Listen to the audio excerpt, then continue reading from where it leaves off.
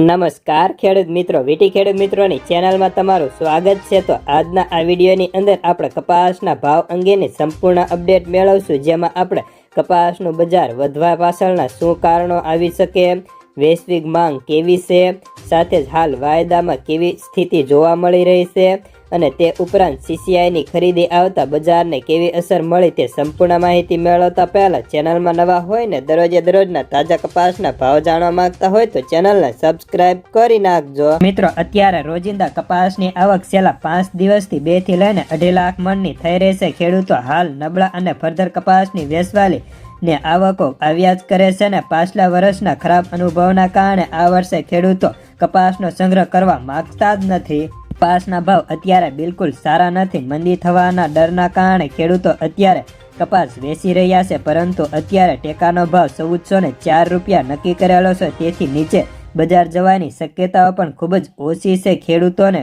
ટૂંકા ગાળે તેજી દેખાતી નથી, જેના કારણે વેચવાલી આવી રહી છે તેમ કહી શકાય। ત્યારે હાલ કપાસના બજારની વાત કરીએ તો આજે મને 5-10 રૂપિયા વધતા જોવા મળ્યા હતા। યાર્ડમાં બજાર 1250 થી લઈને 1500 ની વચ્ચે અથડાયા કરતું તો ગામડે 1300 થી લઈને 1400 કે 1420 ના ઓફર કરતા જોવા મળતા હતા અને તે ઉપરાંત ખાંડીમાં પણ આજે 50 રૂપિયા વધી ખાંડી 55800 ની બોલાતી હતી।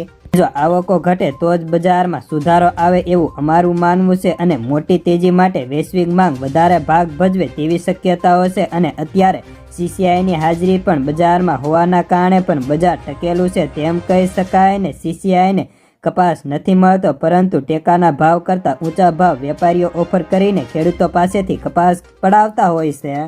ગુજરાતની અંદર રૂ બજાર અને અન્ય બજારની વાત કરીએ તો જેમાં સવારે રૂ બજારમાં મામૂલી સુધારો થઈને ખાંડી 55800 ની બોલાતી કપાસિયાના ભાવ 590 રૂપિયા જોવા મળતા તો કડી બાજુ 600 ના બોલાતા। સાથે જ ખોળ બજારની વાત કરીએ તો ખોળમાં પણ 1400 થી 1500 તો કડી બાજુ 50 કિલોમાં 1530 સુધી બોલાઈ રહ્યા હતા। જ્યારે વાયદા બજારની વાત કરીએ તો હાલ ન્યુયોર્ક કોટન વાયદામાં મામૂલી સુધારો થઈને વાયદો $80.95 સાથે રન કરી રહ્યો હતો। સાથે જ MCXમાં પણ 100 રૂપિયા વધી 56,300 રૂપિયાનો વાયદો હતો। ખોળ બજારમાં પણ 2771 નો વાયદો બોલાઈ રહ્યો હતો।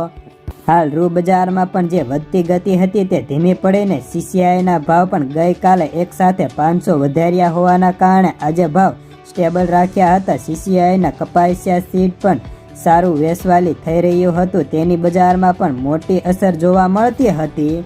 ને રહી વાત મકર સંક્રાંતિ પહેલા કપાસના ભાવ કેવા જોવા મળવાની તો મિત્રો, કપાસના ભાવ 1500 થી ઉપર જવાની શક્યતાઓ મકર સંક્રાંતિ પહેલા ઓછી છે, પરંતુ 50-60 વધારા સાથે વેપારો થતા જોવા મળે તેવી શક્યતાઓ હાલ દેખાઈ રહી હતી।